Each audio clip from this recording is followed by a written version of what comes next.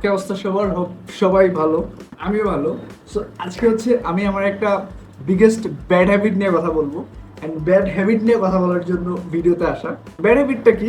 আমি একটা জিনিস নোটিস করছি, আর ব্যাপারটা হয়েছে আমি যখন মাসের শুরুতে স্যালারি পাই, তো তখন আমার নিজের মধ্যে নিজের হচ্ছে নবাব সিরাজউদ্দৌলার মানে শেষ নবাব সিরাজউদ্দৌলার বংশধর মনে হয়। এটা মনে হয় সবচেয়ে বিগেস্ট রিজন। ভাই মাসের প্রথম স্যালারি পাওয়ার দিনগুলোতে আমার ভাতের কালার চেঞ্জ হয়ে যায়, আমার মনের কালার চেঞ্জ হয়ে যায়, আমার থটস চেঞ্জ হয়ে যায়, চিন্তা ভাবনা সব কিছু চেঞ্জ হয়ে যায়। অ্যান্ড তার একটা বিগেস্ট উদাহরণ হচ্ছে লাস্ট 5 days, মানে লাস্ট 5 দিন।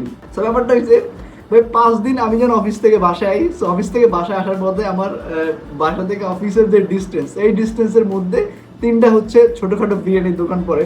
অ্যান্ড ছোটোখাটো বিরিয়ানির দোকান বলতে হচ্ছে রাস্তার সাইডে হচ্ছে যারা রাত্রেবেলা থাকে না, অকেশনালি হচ্ছে বিরিয়ানি টিরিয়ানি বিক্রি করে, সো বাসা থেকে রান্না বান্না করে আয় না, সো ওই রকম একটা জিনিস।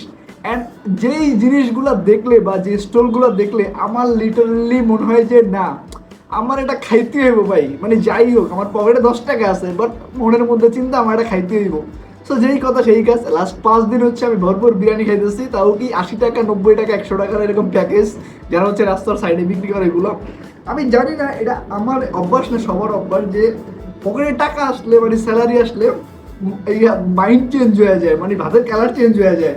আর মাসের শেষ 10 দিন ওইদিকে ফিরেও তাকাই না, তাকাই বাট পকেটের অবস্থা ফাঁকা থাকে। সো আই ডোন্ট নো এটা কি আমার ব্যাড হ্যাবিট নাকি হচ্ছে গুড হ্যাবিট।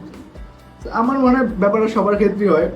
আমি অ্যাকচুয়ালি আমার ক্ষেত্রে বেশি মনে করি, বিকজ আমি আসলে এইসব লোভনীয় খাবার টাবার দেখলে রাস্তার পাশে, সো নিজের অ্যাকচুয়ালি কন্ট্রোল করাটা খুব বেশি বিপজ্জনক হয়ে যায়। আর আমি এটা পারিও না অ্যাকচুয়ালি।